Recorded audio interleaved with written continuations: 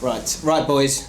If you could only have one manager for the rest of your supporting life, or you die, who would it be? Easy for me. Antonio Conte. It won't happen. Come on, Antonio Conte. What are you talking about? You've only known me. You don't even know him. It's like having a relationship, right? And marrying a woman after 4 months of knowing them. Sometimes you just know. You know the phrase "love at first sight." Yeah. You're not romantic. It's not real. It's so real. Absolutely it's so not. real. Love isn't real, mate. Antonio Conte It's did chemicals. an incredible thing. He came into Chelsea, took a team that finished 10th, turned them into champions, united the fans and the entire club, in fact, because there previously wasn't harmony. Airplane That's mode. rude. Playing with his phone. Airplane mode. I don't want to interrupt. Carry on. Yeah. And Antonio Conte would be my. If I had any power at Chelsea, we'd offer him a 25-year contract now. Abraham Grant is turning in his. Well, is he? He looks like. Forget it. Yeah. This is Rory all over. If anyone, it's first time in the podcast, or you haven't somehow seen Rory's face, pretty much everywhere. He makes grand statements. Let me put this. 25-year contract. He just said. 25 years. Sorry, give him 25 That is years. a grand statement. Tie him up at the club for the rest of his life. It'd be a dream. Let me put this to you, Rory. Right? Antonio Conte, one thing you cannot argue is he has had one of the greatest hair transplants ever seen. Absolutely. Would you love him as much if he was flapping away Bald. a little bit and bald, but still bits on the side? Would you be able to love him as much? I would, but You're a big fan of the aesthetic, though. Yeah. Look, part of his overall brilliance, part of his You should charm. go on, sorry, finish. He looks perfect to be Chelsea manager. He's handsome. He's very dapper. He's got good hair. He represents Chelsea Football Club the way that I want them to be represented. Nice. Like nobody wants Steve Bold standing on the sidelines, do they? In a Mac. Jim Smith. Why does Steve Bold? If you let me know in the comments. Why is he persisting with shorts? It's I odd. respect that. I find that odd. I find it weird. He should have had He's a hair not- transplant, but I respect his short commitment. I don't get the short thing. There's no need for it. That's silly. You dress for the climate you're in. So when it's January, he's wearing shorts. That's just. I don't know what it is. Shorts are very It's just comfortable, silly. aren't they? Shorts are very practical. But not in January. It doesn't make sense. Anyway. You two having a laugh? Does anyone complain about? Nobody ever Shorts? goes, my legs are so cold. I've got such chilly shins. That's not a sentence anyone's ever said. Yeah, but it can mediate. No, but upwards. he keeps Mediate the top onwards. half. He keeps radiate. Radio. He keeps the top half warm. Sorry, Flav. Are we upsetting you? You're not enjoying this chat. No, come on. Right. Well, come on then. You answer the question. Mauricio Pochettino. I love him. I want him to be my dad, and I've got a good dad, but I want him to be. I'd prefer him. I'd get rid of my dad if I could have Pochettino at home. Son, you're doing a good job. He'd make me the best I could possibly be. Yeah. Like imagine what his sons. No, are he like. wouldn't make you the best you could be. He'd make you the second best, and third best, once each. That's unnecessary. So his sons are playing Tottenham's youth. Actually, one of his sons is some sort of sports scientist, and his other son's a pro footballer, and he's on the youth books at Spurs.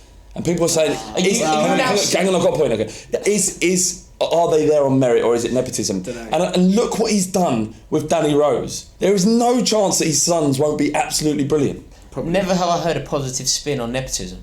You're Yeah. telling me Lily Allen made it with her own talent and all that. I'm just saying. Twitter spat coming. Exciting times for us. Right. But mine, by the way, is of course it's Ian, isn't it? Ian It's Ian Holloway. Holloway. Right. He's a legend. 300 games at the club. Fantastic. QPR smashing it. Absolutely tearing it up. Not for long, which we'll get into. QPR playing Nottingham Forest this weekend.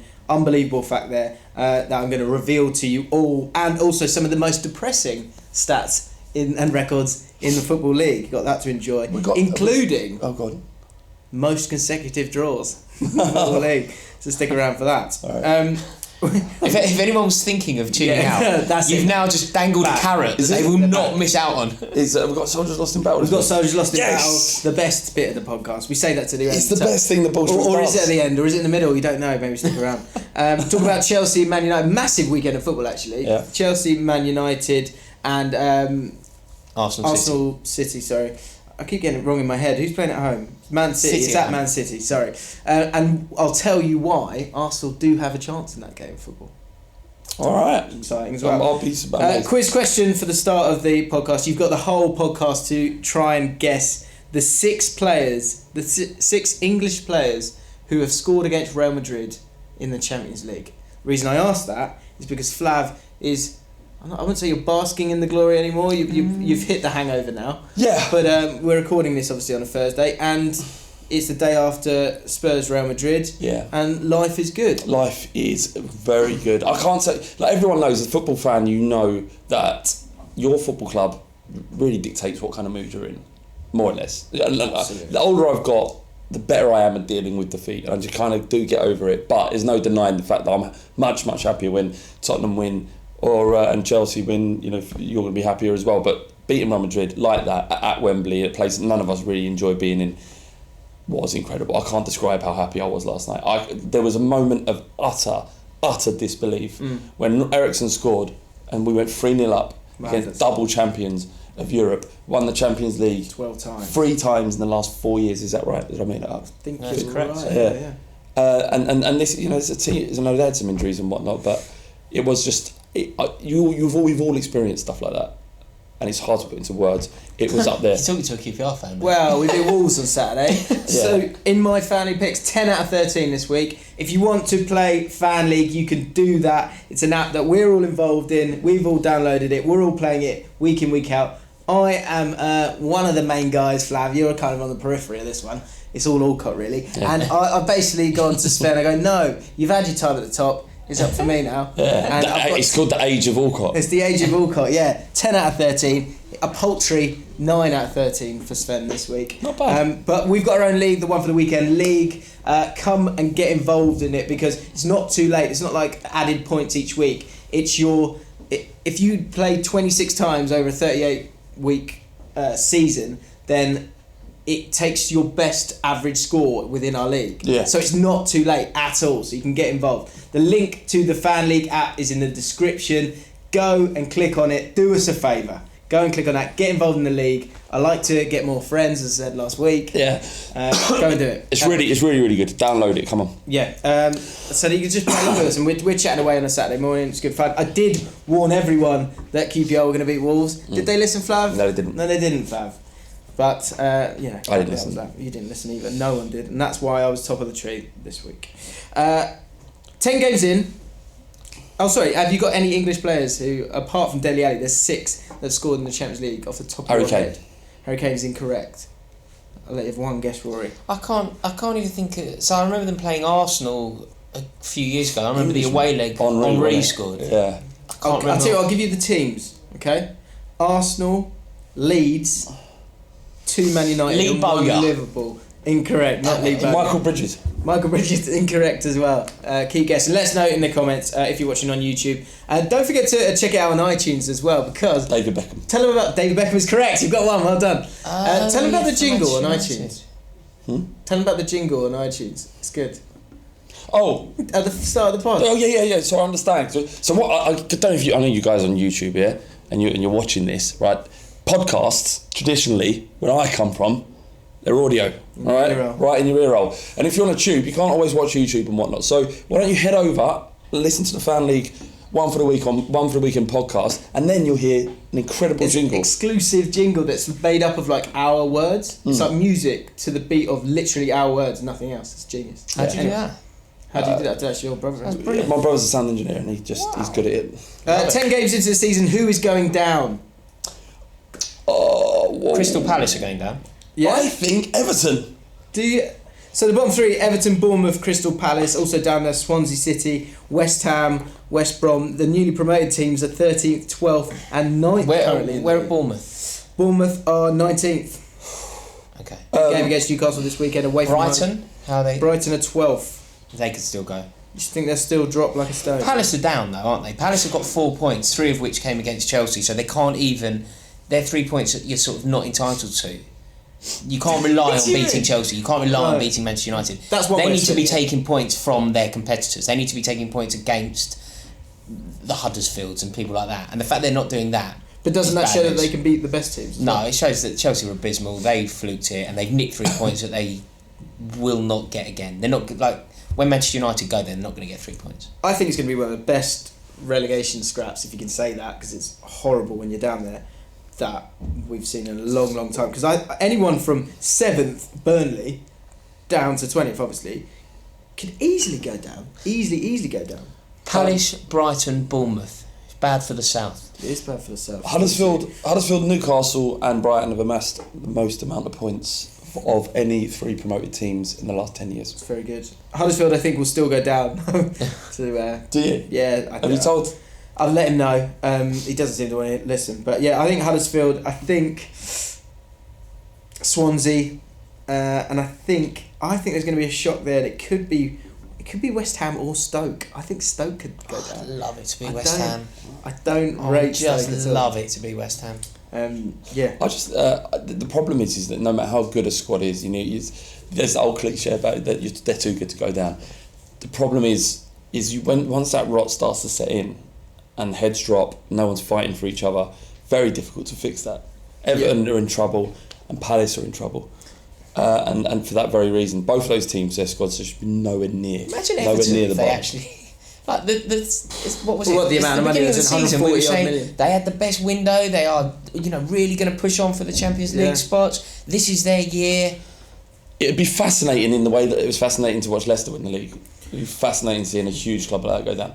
Yeah. Well, the interesting point is that Pep made this last week in his instant match reaction on Toffee TV, that there's 38 games. They've got 8 points. They need 10 wins out of 28 games. Which is good form. Which is solid form, good isn't form, it?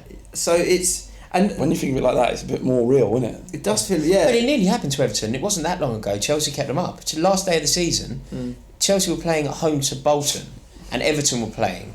And Jody Morris scored against Bolton. Like, the whole ground was singing, let them score. Yeah. To keep Bolton up and relegate Everton. So Everton they've dabbled in this before. Yeah, I mean, not for a long, long time, though. No, that would have been 98. And there was a feeling that they were moving forward. I was one of them. I was certain that they were kind of, right, this is the year Arsenal could finish something like, they could be the team that drops to 7th and you see Everton go and do great things. Certainly not happening. And that's the other thing Pep was saying, is like, it's not about the manager now. The players just aren't very good, is what he was saying. So it's the players are good enough to not go down though. Yeah, absolutely, it's down to the manager. Absolutely. It is down to the other side of the coin shows how you can spin it, and a couple of wins and the outlook will change. And also, I think the way the Premier League is now, you can still, like, Burnley is 7th at the moment. You can still see, and Baz said this in our season so far video. He said, I can still see us finishing top 10, 8th. You can still see us finishing 8th. So it is so tight. Let's get to the 2 big games then this weekend. Rory from CFC Fan TV. So we've got to talk about Chelsea, who out of the big teams it's their week to have a wobble. Yeah, it's not been a good week. Roma were incredible. I mean, let's not take anything away from them. But prior to us going to the Stadio Olimpico, it was good. Things were on the up. We felt like we turned a corner. You have those pivotal moments in a season. Last year, our pivotal moment was losing away at Arsenal. Yeah. This year, I mean, obviously, I'm hoping for this to be the case. But this year, I really felt like our pivotal moment could have been beating Watford. We were losing the game. We were 2-1 down. We were struggling. They should have gone 3-1 up. And all of a sudden, we were 3-2 up. And it finished 4-2. I thought, right, that is it. That's the catalyst. We're going to get going now. We then went to Bournemouth, and it was a very comprehensive 1-0 victory. Hazard found form. Yeah. They couldn't get the ball off us. It's fine. Things were on the up. I felt like the corner was turned, and then there was a nightmare on Halloween, and they blew us away. Yeah. So, going into this game now against Manchester United, I mean, it's a huge, one of your biggest games of the season anyway. But now, with all of those ingredients combined, with Mourinho coming back, with what happened last year at Stamford Bridge when we battered them 4-0, the fuse is lit. This is about as big as it gets. What do you think are the contributing factors to the fact that it's not... You were so sort of... You're just a winning machine last season. What's wrong this year? I mean, if I could give you a categorical perfect answer here, I'd be employed by the club and I'd be earning a lot of money. I'm guessing it's a my answer is undoubtedly... I don't quite know what the maths are, but I'd love to know the calculation into how many combinations of a back 5, back 3, whatever way you want to spin it, we've tried. Yeah. Like, last year it was so settled. It was just so settled. It was Azpilicueta, Luis, Cahill, Moses, Alonso. No matter what. I don't think we've had the same back five for 2 games running. It's been really, really shaky back there. I don't think Antonio Conte knows what the best combination is, because he persists with playing Gary Cahill, who is the club captain, and I do understand that he has a lot of attributes, but barring a huge error away at Roma, Antonio Rudiger's been flawless, and he's a better player than Gary Cahill. But for the bigger games, we play Cahill, we don't play Rudiger. I don't think he knows what to do. When you say that, because a lot of people say that, like, I don't think they know their best team. What is that a failure of the? Is that a failure of the manager, or is that just a happening that takes time when you bring in new players and you have a few injuries? It's about opinion, isn't it? Like, what is the best team? You might have a different opinion about what his best team is than fans. You often get a manager who persists with playing players and you're just confused. But fans are so reactive to form and based so much on form that I think the manager, having spent so long with them, so long with the players, knows far more than we do. Of course. But do you know what I think part of the problem lies? Is because Antonio Rudiger is better at football than Gary Cahill. In terms of all of the, like, knowing where to be, marking a man, winning things in the air, playing the ball out of defence, he's better. Where perhaps you could have the debate is the stuff that I find equally as important, but it's very hard to quantify, completely unquantifiable. How do you quantify passion? How do you quantify leadership? How do you quantify heart? You can't get those, like, football geeks who, like, love to talk about heat maps and that. They can't quantify those things, and those things are more important, or at least as important. And on that level, Gary Cahill is, he's not quite John Terry, but he's nearly there. He's as brave, he's as committed, he tries to be a leader, he's just not quite as good at it. Yeah. But he's better than Rudiger. That's a cracking point, because I bet every single football fan out there has that guy that when you were talking there, you're thinking of that guy that he shouldn't be playing. There's no he hasn't got the quality according to everyone else. But you watch him week in, week out, and he somehow finds the intangibles that you need. It's so important. It's so valuable. Like Clint Hill. Clint Hill is a good example of it, though. Clint Hill is a good example of it. But I mean, there are certain players who you just love. I mean, there was a time when if you crossed anything into our box, like somebody could cross a washing machine in, and John Terry would head it out. That is dangerous. That is what you need. You need players like that. And at the moment, our back line doesn't quite have that leadership and that person. Could the problem be Matic? No, well, not really. It seems like it. Not really, because it's Man United. It suits the narrative of a lot of Manchester United fans, but it's United are quite strong at the moment. Man United are doing quite well, aren't they? The Man United Matic got anything to do with that? Yeah. Of course. Common denominator. Will you change your stance from a couple of weeks ago? Say that was the missing point, because you can see this week 3-0 defeat. What was everyone saying? It's because Fabregas was playing in there, and you didn't have Kante, you didn't have the legs. He was playing in a 2. That was the problem. Last season, Matic isn't the answer. But Matic would have played in that game, wouldn't he?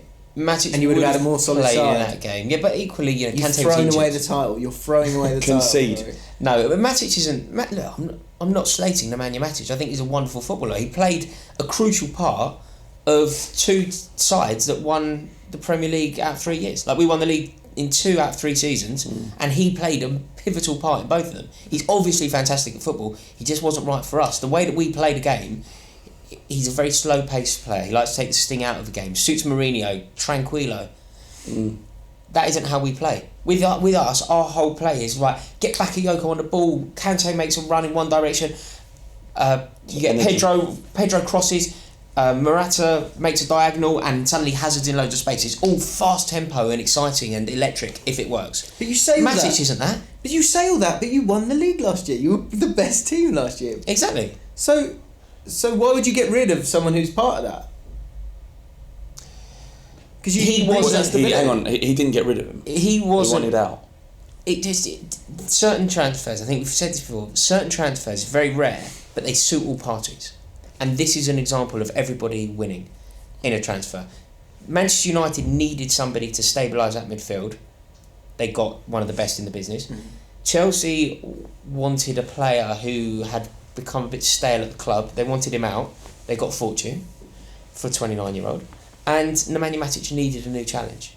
That transfer did suit everybody. Conte came out and wasn't pleased he left. No, but this isn't. Yeah, I mean, I can't tell you Conte's opinions, but as a fan, my opinions were that like.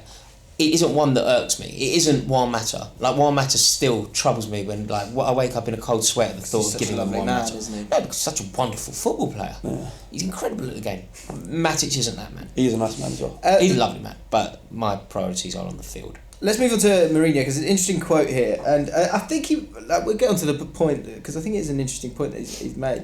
Actually, final thing on Chelsea, 9 points off Man City. You lose and they win against Arsenal. Done. Well, this is why this game is so huge. It's a must-win game. We've boxed ourselves into a corner now with idiotic defeats at Palace and Burnley and whatever, that we are now in a situation where we have no option but to go for broke, go for the jugular and beat Manchester United, because a draw, we need to claw ground up. A draw does us no favours. Especially at home as well. Yeah, absolutely. So this Mourinho quote on the recent criticism, I don't want to... He's saying how he doesn't want to comment on the recent criticism, because if I comment, I'm going to do a job that's not my job, and sometimes I feel I could or should, and sometimes I need to cool down and think I shouldn't comment. So it's a bit confusing, I know. I know that it's a different way of analysing things for this reason or that reason. Similar performances from some clubs are magic and examples of brilliant tactics and amazing attitude by the players, and for other teams, the same type of performance is seen as negative. But honestly, just an example, Spurs beat Liverpool and Real Madrid and Tottenham didn't score against Manchester United. So at least a little bit of credit my players deserve. Absolutely. I think part of the problem here is the performance against Tottenham was underappreciated by Man United fans because... Foolish from them, though. Yeah, it was foolish. But mainly because it wasn't exciting, but he did the correct thing. They beat us. They restricted our chances of scoring so much. Like, I've never seen us as blunt as we were against Man United, and that unfortunately isn't a sexy way to watch football. And from a fan's perspective, we paid money. It isn't entertaining, but it is successful, and that's why he's won so many trophies. He as he always done, is seeing, like, judge me on what I win, judge me on my success, judge me on how many games how many points I put on the board. Yeah. And he doesn't really care how he gets those points there. Yeah, and we have a show on the Bullshit channel called Sunday Breakdown, which I do on a Sunday at 6 p.m. Come join if you want to. And I've been pretty hard on Mourinho. It's because the few weeks that we've been doing it, there was a game against Spurs and there was a game against Liverpool that on both occasions I didn't think they played that great. Like you say, it wasn't that sexy. Well, they got exactly what they wanted at both. How do you quantify what's great though? It were exactly. Well, in my opinion, I believe. He doesn't care about you wanting a 4-3 thriller. You don't care about that. No, and again, I get all this. My point is that if he beats Chelsea, I have to go, look, fair enough, because you're getting the job done. My gut suggests that if they continue playing in that fashion, and I guess the other caveat is the fact that Pogba's missing, a lot of players have been missing, but if they keep playing in that style, I think they'll get found out sooner or later when they need a goal and they need to win a game. But I might be completely wrong. That's just my opinion. I just don't think it might happen once or twice, but it won't happen enough for it to really. And also, past experiences would suggest that it's going to be fine. He's won league after league on those sorts of tactics. I think I'm probably in the minority. It's the age-old debate, isn't it? What do you think football? What's the point of football?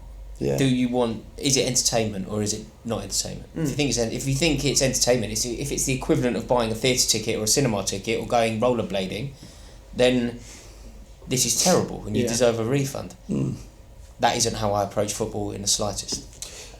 Let's move on to Man City versus Arsenal. And this is the interesting stat that I want to say, and this is why Arsenal fans have hope this weekend. Okay, Man City have only won one of their last 9 matches against Arsenal in all competitions. Right. Drawn 4, lost 4. Doesn't make a difference. No, but it shows they've got a good record, and you've got a good record against teams. No. It's nothing. How big a shock will it be if we do Social Club on Monday and Arsenal have won that game of football? Not that big a shock. I mean, they're Arsenal are a really good football team, and their front line is incredible. And if they're firing, even Man City's defence will take punishment. That said, you need to be incredible to beat this Man City team, and you need everybody pulling in the right direction. And I don't think that's happening at Arsenal. Yeah, what do you need to beat Man City right now? You need a lot of luck, and you need to be at the top of your game. You need to finish the few chances that you're going to get, and you need to work your bollocks off. You need to be so solid at the back. Yeah, it's that kind of team that could give them a problem. In this form, I don't know how anyone beats them. They are incredible, and I'm hoping it will fall off. I'm still thinking in the long run, Man United will win the league, but because I can't see how they can sustain this. No team can sustain what they're doing. They've just beat Napoli, and Napoli are incredible this season. Yeah. They didn't just beat them; they panned them. Yeah. First time ever, I think. First time an English club's ever won out there. Yeah, really? Napoli are top of the league. They're unbeaten in Serie A at the moment, and that every single time you play them, I'm more and more convinced of how good they are, and it irks me. And you've got for them not to score 3 goals, you're doing really well, aren't you? Do you know what I mean? So all of a sudden, it's not enough just to be solid because they'll still get 2. No, they're such a good team. They're such a good team. I don't quite buy into this.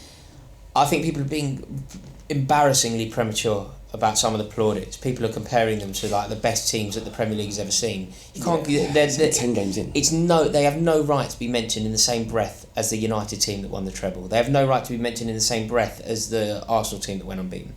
Let's not get carried away here. But they're a very good team, and they're going to take some stopping. Yeah. Nottingham Forest versus QPR this weekend. Can Queen's Park Rangers get that 3rd victory on the bounce as they make that charge to the playoffs? You know what? I love this. I absolutely love this. Has made a running order. Yeah. Of course it bloody has. It's my podcast. No, but what you deserve it. You deserve it. 2 wins. Yeah, no, you deserve it. Not just 2 wins. 2 wins against both teams that were sitting at the top of the table before you started playing them. You knocked them off their perch. What I'm saying is that you deserve this because you've stuck behind Ian Holloway when everyone was laughing in your face in the office. I'm telling you now, this man knows what he's doing. 300 games he's managed QPR, several promotions as a Football League manager. How many relegations? 2, maybe 3. But that's for 2 of them he wasn't really there. But he enjoys his manager. But I honestly, I don't want to get into it too much because it'll bore people. But he is not just a guy who's kind of old. He's not an old school manager. He really isn't. Like he's moving forward. We're pressing teams. He understands. He's a pioneer. I'm not saying that pressing and I'm not saying that. I'm not saying that, but he's seen, but he doesn't get the credit. This is like when people try and say. Smart. This is like when people try and. Do you remember when people used to make a case for Sam Allardyce being a forward thinker because he was the first man to use an earpiece? That's not what I'm saying. We play football though. We play proper football. Allardyce, and he says himself that he plays percentage. Right. Anyway, all that said, go on. Well, I just feel like, would you like him to be your dad? If like Gary Alcott, your dad, he's incredible, man. I couldn't say that. I love your dad too, but you know the way at home, cooking some eggs up in the morning. Do you want to look at that? Go on then. Yeah. I'd have to. Yeah, that'd be amazing. No, you don't want Holloway as a dad. What's wrong with you? No, not for me. Are you mad? Another guess quickly before we get into why QPR won't beat Nottingham Forest and some of the worst stats in football on the 6 English players to score in the Champions League. Dominic Matteo. Incorrect. So what you've got so far? You've got Beckham. Craig, you got anything? Yeah, you got one. Did you Google him? He's licked. Yeah. Craig has a brilliant one. Gerrard, correct. Alan Smith was leading. Alan Smith is correct. Scored for Leeds. Although in fairness, you know how you went for Bridges, which I thought was a great game. Yeah. If you're going to think Bridges, you should have probably got Smith. If your mind takes you to a Leeds English centre forward, it's funny that you went Bridges over. You'd think. It didn't. It's workings of your mind. I'm rubbish at this stuff. I'm really, really terrible. So there's 2 more. Can you tell us the clubs? So we're still looking for another Man United player and a Liverpool player. Sheringham. Liverpool. Oh no, sorry. Did Arsenal. you get Liverpool? He said Steve Gerrard. Yeah, sorry, you got Liverpool. Sheringham. Arsenal player. Is it Sheringham? Ray Parlour? No. Ashley Cole. No. Right. Paul Scholes. Paul Scholes is correct. That's the Man United one. So we need one more. I can remember that goal as well. Yeah. Okay, an Arsenal Englishman we're looking for. This should You've got the rest. We're looking for an English Arsenal. Alan Smith. Wrong. No. Sorry, I got confused. Tony Adams. Can you tell us the year? Do you know the year? Should I be thinking David Rocastle era, or should I be thinking Champions League, don't it? No. Okay, yeah. Right. QPR will not be winning this weekend. I'll tell you why. Because we've never won away at Nottingham Forest, who we're playing this week. 31 games against them, away from home, in all competitions. We've drawn 12, lost 18, 19. Drawn 13, lost 18. We talked about, it doesn't matter that Man City have a bad record against Arsenal, but 31 games is a problem. That is a problem. That's madness. My dad's going. Is he? Yeah, he's bless him. Come on, Gary. He's going to go to too many Get away away games, then, but he's got to be there just in case. Is he going to go? No, I'm not going this weekend. Is he going on this Todd? No, he's going with his. Oh, right. Did Sol Campbell score against Real Madrid? No, he didn't. So other devastating stats from the Football League. Go I'll on. just share a few. Go on. Most consecutive league games without a win, 32 in Derby County. Yeah, devastating. Most losses in a season, 34 out of 46 games. Doncaster Rovers in the 3rd Division, 97-98. Overall, the most losses overall in the top flight. Do you want to have a guess? Okay. In the top flight, most losses. Overall. They'd have to be there a lot. Was So it Everton. Swindon. Everton is correct. 1,506 times. Oh, sorry, I thought you meant in a season. So No, in a season. is this overall about 8 times? Most consecutive losses. Imagine like the psychological break down how a fan and a player is feeling. Consecutive losses in the Premier League or in the Premier League? It's all leagues. Football league. Never So know. Correct, 18, some team in 1898-99 called Darwin in the 2nd Division. 18 consecutive losses. Wow. How do you get up and go again? So there's this group. I can't remember what country it is. So it doesn't. This story isn't as good as it could be, but there is stick around. remit. Their goal is to be recognised as the worst team in It's a the team in world. Brazil. It's called Ibis. That's right, Ibis, and they've actually started getting good. They've got an unbeaten streak of 2, and their fans are going mental. Yeah, they're not happy. So They we don't do like not it. want this. They had 4 years where they were kind of basically didn't win a game or something like Yeah. that, and this year they've nearly got promoted, but they lost. Thank God. Thank God. They've all been celebrating. Crisis Yeah. Because averted. that's their thing, yeah. Most consecutive draws. Now this is pretty depressing because you That's just one thing they said. Well, we don't want to be like any other club. Trying to win no, games. they just love what they are. But we know just about them, though. We're talking about them. we're just Ibis are just some other club if we start winning. That's what he said. most consecutive draws. Now this is excruciating. I think consecutive draws because you're just like you're not like you can't be angry or happy. I'm going Poetry. for 6. Consecutive draws. Yeah, this can't be that many. Can't be many. 6, 7, 8, 9. 8. 8. Torquay, there's quite a few teams. Torquay, Middlesbrough, Peterborough, Birmingham, Chesterfield, Southampton, Swansea. 8 consecutive draws. I remember in the 90s, Leeds and Arsenal had to replay their FA Cup game 4 or 5 times. They kept drawing. Longest tie in the FA Cup, 660 minutes. That's 6 matches in total. Oxford City versus Alvechurch in 1971-72. Alvechurch won the 6th match, 1-0. Lovely. And yeah, last one, I just thought, because I think draws is quite an interesting one. So Norwich City in 1978-79, the most draws in a season. 42 games. Okay, wait. Do you want to guess? I would say 18. 21. 23. Oh, 23 draws. It's just so mediocre. Yeah. I don't know if they stayed up or not, but if they didn't, then that's devastating as well, isn't it? I mean, they've got to get a lot of wins in those remaining games. True.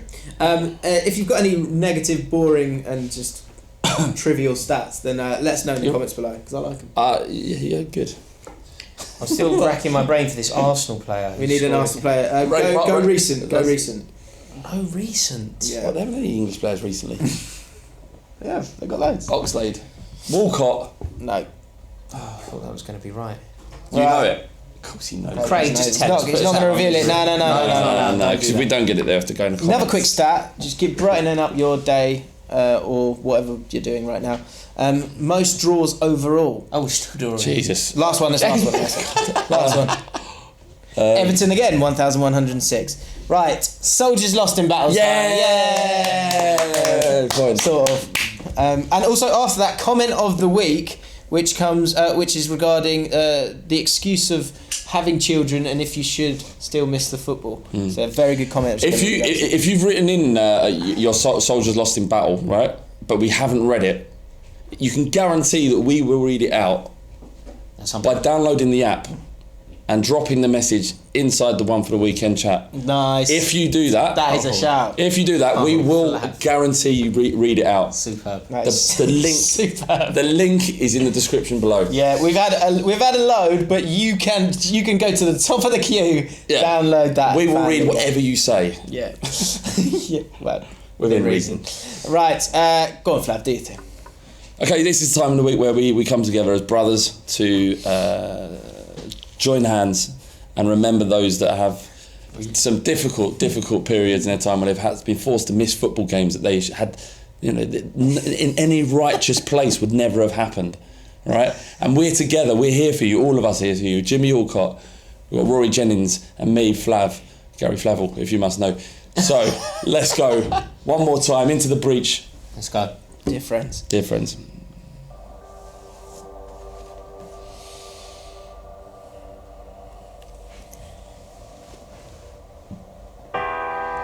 Tom Cash. Soldiers lost in battle. It was the playoff semi-final, Norwich versus Ipswich, and Wes Hoolahan put Norwich ahead as I was celebrating...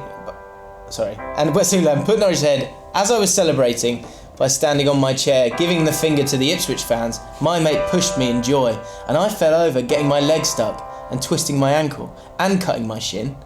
So badly I was escorted out by the medical staff. We are no longer friends. Gosh. Yeah. Anthony Barrett. In 2006, I was 9 years old and it was Arsenal's first ever Champions League final. My mum had let me invite a load of my friends round to our house to stay up and watch it. She also made me invite this one kid who I thought was a proper twat. However, he was the son of one of her closest friends, so I had to include him as well. Arsenal lost the final, as you all know, and I couldn't control myself. I cried my eyes out in front of all of my friends. Although I found this a bit embarrassing at the time, I didn't think anything of it, as I was just with my friends and my family. Anyway, the next day at school, I overheard the kid that my mum made me invite talking to this girl in our class that I quite liked. I realised that he was talking to her about me crying and trying to impress her by making fun of me and saying what a loser I was for crying. I was really upset, as not only had this fucking bastard started making me sound like a twat to her, he told loads of other people as well. What made it worse was for years after I still occasionally had to hang around with this twat because of his mum being friends with my mum. However, in the long run, I think I've won, as he turned into a proper racist, xenophobic arsehole who everyone disliked when I went to secondary school and college, and I'm doing alright now. So fuck you, Matt. And finally, Bradley, PUFC. When I was 13, I was visiting family over the Christmas period with the plan of leaving early to watch Peterborough's Boxing Day match versus Cardiff with my dad. My mum somehow persuaded my dad to stay with the family, resulting in us missing the game. This decision still haunts me now. 4-0, that happens every week. 4-0 to Cardiff at half-time made me feel like I was making the right decision. However, as Peterborough scored the fourth goal to complete one of the club's best comebacks in history, all I had to say to my dad was, "Why, Dad?" Bradley, posh fan. So that was well done, James. A lot of reading there. The stories are getting longer and longer. Yeah, they're really good. If you send more in again, if you want to guarantee that we read your one out, download the app. The link is in the description below. And just say Bradley, Anthony, and Tom, hang in there. Hang in there, boys. We're with you. Spurs had a pretty good result against Real Madrid. I'm not sure if you knew about that. Go on. We had an email into the Fighting Cock podcast, which is one I run, and this guy said, I had a ticket for the game last night, but my girlfriend just didn't let me go. And just didn't let him go. He wasn't allowed. He wasn't allowed. Right, so he goes... Is it a toddler? How can he possibly be told what to do? Some relationships... I don't know what to say. It sometimes happens in relationships, doesn't it? Where one person wears the trousers. He said as the third goal looked in, she suddenly tried to start being really nice to him, like he wasn't furious, like she hadn't stopped him from enjoying this amazing experience at Wembley. And he said, how long should I stay mad at her? And that's one of the questions we can ask. That's a great question. He needs to dump her. That's appalling. That is appalling. On a serious note, the person that you're with, you should love you and want you to be happy, and therefore go to happy places and find happy experiences. Yeah, absolutely. To stand in your way and be a barrier to a happy place is bonkers. Run for the hills, my friend. Yes, I mean we don't know the full details of why she might. He might have been on a 4-week bender and only just come back. Do you know what I mean? It could be anything, but we're going to answer it on the podcast. I'm not sure what we're going to do. Probably won't be very constructive. What's his name? I can't remember. I mean, whoever you are, mate, I'm so sorry. We're with you, mate. That is horrible. I'm not. You get out. Just man up and get out. Music out. Yeah. No, absolutely ridiculous behaviour from both of them. Last week on the podcast, we were talking about parenting and if it's okay to miss the football if you've got kids. You haven't got kids, but you've got a lovely lady in your life who has children and they're part of your life, and you have to make a decision sometimes. I love them. Clappy 19843. I love her so much. Yeah, well, that's great. Yeah. So let us know your thoughts. Is having kids an excuse for missing the football? Because Clappy says, I hope that's not his name, but if it is, good luck to you. Yeah. I'm a single. Yeah, chlamydia at 14, and it's just stuck, hasn't it? Yeah. All right, Clappy. Help me. That's brilliant. What the nickname was? Do you think they actually call him his name, or do you think every time they want it, they just go? Clappy's a few. That's more than one. That would be Clap. Yeah. What's the question? Anyway, it's not a question. I just thought it was a comment, a great comment. I'm a single parent father raising my 3 daughters. Oldest is 10. I've got a season ticket at Bristol City and go to 80% of away games. God bless my mum for free childcare. Even kids is no excuse. I mean, let's get your reaction to that. It depends how. Football to a lot of people is really important. It keeps them sane. You know, the distraction from life, and when you go to football, unless something really bad's happening in your life, you can pretty much forget everything and you concentrate on what you're watching. And again, you know, like Spurs beat Real Madrid last night at Wembley. I don't know if you know, but in that moment, I forgot about all of my problems, and we've all had that. We've had great nights, but football isn't that important to me. And so, if someone said to you, "What do you want to do? Would you spend time with your missus?" Would I rather spend 80% of my time at football or 80% of time with the love of my life? Love her so much. I would do that. I'd choose that and the kids because they give me a lot more than football does. Yeah, me too. Right. So that was one for the weekend. We hope you're enjoying the podcast every single week. We've got it on a Thursday today. We hope you're enjoying the new setup of a Thursday. It gives you a bit more time to enjoy the podcast whilst it's relevant. Rory, thank you so much. Pleasure. For joining us. Loved it. Go download the FanLeague app and then invite me to be your friend. James Alcott, 2 L's, 2 T's. Then I can invite you to the league, the one for the weekend league. Yeah. Go and download it. It's in the in a link in the description. If you enjoyed this video, hit that like button. There's one person left of the Champions League strikers that should I reveal or should it be in the comments? I don't know. Do you want to know? Probably put it in the comments. Let somebody win. I'm curious to see what other people get. All right, there's one person. Don't Google it. If you can guess it, let us know in the comments. Who's the 6th player who scored against Real Madrid? English player who scored against Real Madrid. In the comments below. Is it Jack Wilshere? It's not Jack Wilshere. Subscribe to Ball Street, and we will see you very soon. Oh, finally, do not miss. You'll squeak in your voice there. Do not miss our feature sort of mini doc thing with Rory talking about Mourinho and his thoughts on him then and now as they play Man United. Other people as well, not just Rory. Yeah, true. Adam McCullough and Charlie Skillen in there as well. That will be dropping on the Ball Street channel tomorrow. You don't want to miss it. It's class. Go and check that out. Ollie, if you're watching, I love you so much. Download the app and join today.